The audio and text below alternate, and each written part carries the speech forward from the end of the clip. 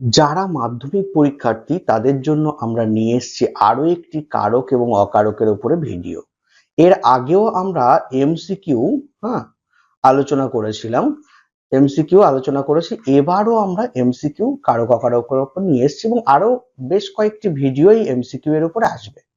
তোমরা যারা 2026-এ মাধ্যমিক পরীক্ষা দেবে তাদের বলবো এই কোশ্চেন গুলো যদি তোমরা ভালো করে দেখে যাও তোমরা অবশ্যই কমন পাবে এমসিকিউ এর উপরে।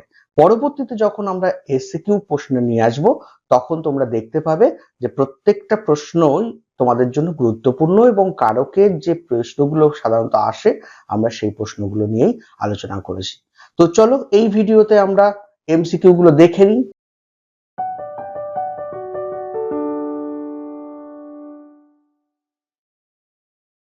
দেখো প্রথম প্রশ্ন কি বলছে, করণে বিপসার উদাহরণ দাও। ঘরটির কোণে কোণে নোংরা, জনে জনে খবর দিলাম, পুষ্পে পুষ্পে ভরা সাক্ষী, কুঞ্জে কুঞ্জে গায়ে পাখি। দেখো সঠিক উত্তর হবে পুষ্পে পুষ্পে ভরা সাক্ষী। কেন হচ্ছে তার কারণটা আগে প্রথমে দেখো করণ কারক কি সেটা বুঝে নাও। কর্তা যার সাহায্যে কার্য সম্পাদন করে তাকেই বলছে করণ কারক। আর করণে বিপসা কাকে বলে? এবার ওই করণ কারক যখন বহুল অর্থ বোঝাতে পুনরাবৃত্তি হবে, পুনরাবৃত্তি হবে তখন সেটাকে বলছি আমরা করণের বিপসা। ঠিক আছে, পরের প্রশ্ন দেখো কি বলছে, কুঞ্জে কুঞ্জে গাহে পাখি, কুঞ্জে কুঞ্জের তলা দাগ আছে। এটা কর্মে বিপসা, করণে বিপসা, অধিকরণে বিপসা না অসমাপিকা ক্রিয়ার দিক? সঠিক উত্তর হবে অধিকরণে বিপসা। কেন অধিকরণে বিপসা? প্রথমত তো স্থান কাল পাত্র বোঝাচ্ছে, আর আমরা জানি অধিকরণ কাকে বলে? ক্রিয়ার আধারকে অধিকরণ বলে। বাক্যে ব্যবহৃত সেই অধিকরণ যদি বহুল অর্থ বোঝাতে ব্যবহার বা পুনরাবৃত্তি হয়, ঠিক আছে, পুনরাবৃত্তি হয় তাকে বলছি আমরা কি? অধিকরণে বিপসা। তাহলে সেই জন্য এখানে অধিকরণে বিপসা হয়েছে। পরের প্রশ্ন দেখো, বলছে তিলে তেল হয়, অবস্থাবাচক, আধারবাচক, তারতম্যবাচক, বিকৃতিবাচক। সঠিক উত্তর হচ্ছে বিকৃতিবাচক। পরের প্রশ্ন কি বলছে, ক্রিয়াপদের সঙ্গে নামপদের সম্পর্ক কি বলে? ক্রিয়াপদ থাকবে এবং নামপদ তাদের মধ্যে যে সম্পর্ক হবে তাকে কারক বলা হয়। ঠিক আছে, আচ্ছা, ক্রিয়ার সঙ্গে সম্পর্কযুক্ত অবভিয়াসলি কারক, আমরা আগেও বললাম। ক্রিয়ার সঙ্গে অন্যান্য পদ, একটা হচ্ছে ক্রিয়াপদ আর অন্যান্য পদ, এই দুটোর অন্যান্য পদগুলো কোনটা? নামপদ। ঠিক আছে, এই দুটোর সম্পর্ককে কি বলা হচ্ছে?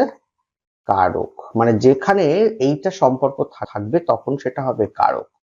পরের প্রশ্ন দেখো, বলছে কারক শব্দের ব্যুৎপত্তি হলো ক্রিযুক্ত অক, ক্রিযুক্ত নক, কাযুক্ত রক, ক্রিযুক্ত রর। সঠিক উত্তর হচ্ছে ক্রিযুক্ত অক। পরের প্রশ্ন দেখো কি বলছে, ক্রিয়ান্বয়ী কারকম কথাটি বলেছেন পাণিনি, পতঞ্জলি, বাণভট্ট, বিশ্বনাথ। পাণিনি।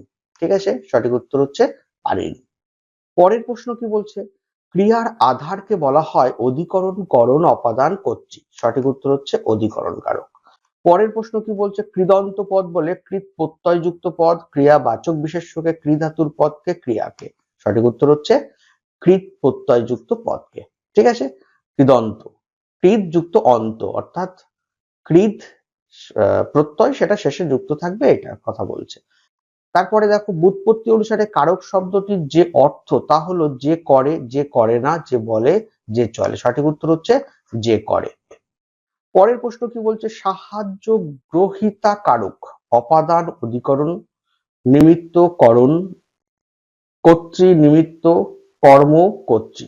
এখানে হচ্ছে সাহায্য গ্রহিতা, গ্রহণ করছে, নিমিত্ত, ঠিক আছে, এবং করণ, এরা সাহায্য গ্রহিতা কারক হিসাবে পরিচিত। ঠিক আছে, পরের প্রশ্ন কি বলছে, অনুকার ধ্বনি থেকে জাত ধ্বনিকে কি বলে? মৌলিক ধাতু, সিদ্ধ ধাতু, ধনাত্মক ধাতু, প্রযোজক ধাতু।